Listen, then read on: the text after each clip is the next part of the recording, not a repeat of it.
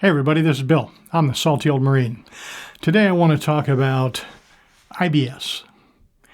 IBS is Irritable Bowel Syndrome. It is a disability and can be rated by the VA. Before we get into that, please take a moment, click the subscribe button, and if you enjoy this video or if you find it useful, please click the like button and leave a comment. And share with your friends. That's how we help the channel grow. That's how we help get the information out there to other veterans who might find this information useful. Okay, let's jump into it. So, Irritable Bowel Syndrome is basically, it's a upset stomach followed by things like diarrhea and constipation. Sometimes one, sometimes the other, sometimes both. And it's something that a lot of people, a lot of veterans suffer from. I have IBS.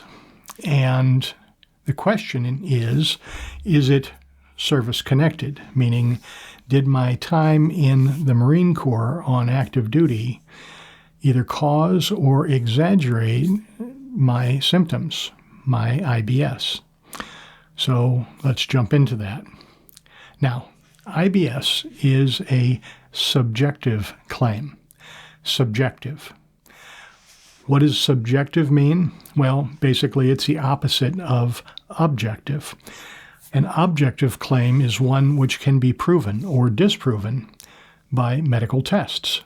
A subjective claim is one that cannot be proven or disproven. In other words, a veteran gets a diagnosis of IBS by relating their symptoms to their doctor or gastroenterologist if they're seeing a specialist, which is what I did. So basically for me, it worked like this. I had been telling my doctor, my primary care physician, outside of the VA, just normal doctor, I'd been telling him for years about my problems with constipation and diarrhea that were intermittent. And we tried some different types of medication, and he advised me to modify my diet, which I did. I'm not a person who eats a lot of spicy food or that kind of thing anyway, tomato-y type stuff. So, all the stuff that he suggested that I not eat, I already wasn't eating, and I don't drink alcohol, and I don't use drugs, and just all the kind of things that could cause IBS from a point of view of the food or drink that you're taking in, I wasn't doing. But I still had it, and it was getting more and more severe.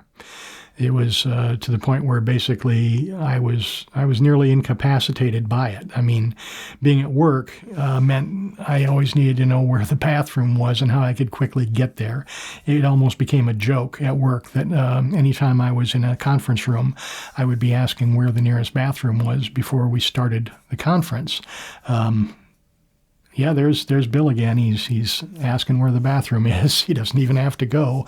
Yeah, that's right, but I need to know where it is at because I might have to leave in a big freaking hurry. And that sometimes happened. That can be detrimental to your employment. It's certainly detrimental to things like getting promoted and stuff like that. So anyway, there I am. I'm living with this IBS. And eventually, I decided to try and do something more about it than just talk to my family doctor. So he referred me to a gastroenterologist. And the gastroenterologist that I met with, a very nice person, he listened to my symptoms and wrote down everything I had to say, and he diagnosed me with IBS. Okay, it's subjective, remember. So by correctly conveying the symptoms to him, I got the diagnosis. Now, I also had to go through a colonoscopy. That is because even though IBS cannot be diagnosed with medical testing, they want to rule out other things that could be masquerading as IBS or causing IBS. So for that reason, I had to go through a colonoscopy. It's It's not really very fun. At my age, I've actually had 2 of them now. And now I can look forward to them every 5 years. Spoiler alert, I got the colonoscopy and they found some polyps that were not cancerous, but where they were the type that could become cancerous. So now I'm on the watch list and I have to get a colonoscopy every 5 years going forward. Yay! Ain't that entertaining? But however, they ruled out all the things that could have been causing my IBS, like stomach cancer, colon cancer, things like that. So all of that was ruled out, leaving me with only just the standard unknown cause IBS. Okay, great. So now I have a diagnosis and medication. My life is still not good. I still have IBS. Medication only helps so much. But at least I had a diagnosis. So the next step was, for veterans seeking VA disability, is it possible to connect this to your active duty service? Well, in my case, I combed through my service treatment records, my STRs, and I discovered that I had made a number of visits to sickbay in the early 1980s when I was on active duty, claiming basically flu-like symptoms. It wasn't really a flu because I didn't have a fever. I wasn't running a temperature, but I certainly had the diarrhea and the nausea and things like that were similar to IBS. But I was not diagnosed with IBS. I was simply, given some Motrin and told to go lie down. I got a half a day of light duty. Yay! That was important back then. So, all right, so that didn't really pan out. However, I am diagnosed with PTSD, and I am service-connected for PTSD for my time in the Marine Corps. So I checked into that. I used things like ChatGPT and Google, and I looked around, and I discovered that one of the causes of IBS is stress. Basically, there is something called the gut-brain relationship. So basically what happens in the brain can express itself in the gut and vice versa. And so there have been a lot of studies done showing that PTSD, the stress from PTSD, can in fact cause IBS. And so that was the theory I was operating on. Now, I want to make this real clear. There's no way to know what caused my IBS. There's no way. My doctor doesn't know. My gastroenterologist doesn't know. I don't know. There are many potential causes for IBS. So anybody who wants to say, well, you didn't get it from the Marine Corps, you probably genetic, blah, blah, blah, blah. They all know everything, right? But they don't actually, because doctors and scientists don't either.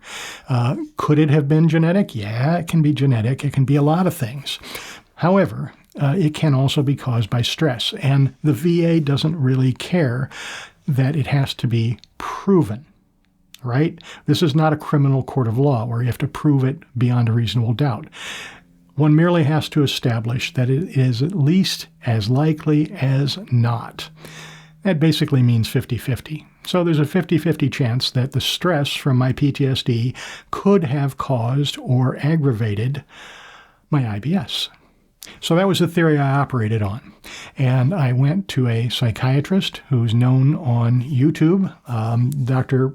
Prashant Sharma, who is under Concise Psych, if you want to check him out. And I engaged him to write me a nexus letter and provide a DBQ. Also, my gastroenterologist was happy to write a DBQ for me as well. And so I submitted those things as what's called a fully developed claim, an FDC. And lo and behold, I did receive a rating for IBS at 30%. I'm going to put the ratings up here on the screen and show you what the differences are between the various rating percentages. But basically, this is how my IBS claim worked. Yours might be similar, it might be different. If you need the services of someone to write you a nexus letter, I suggest Dr. Sharma very strongly, and I hope that you found this useful. That was a lot of information. I hope you stuck around for it. I'm Bill. I am the salty old Marine. Please like, share, subscribe, tell a friend, leave a comment. And as always, have a great day.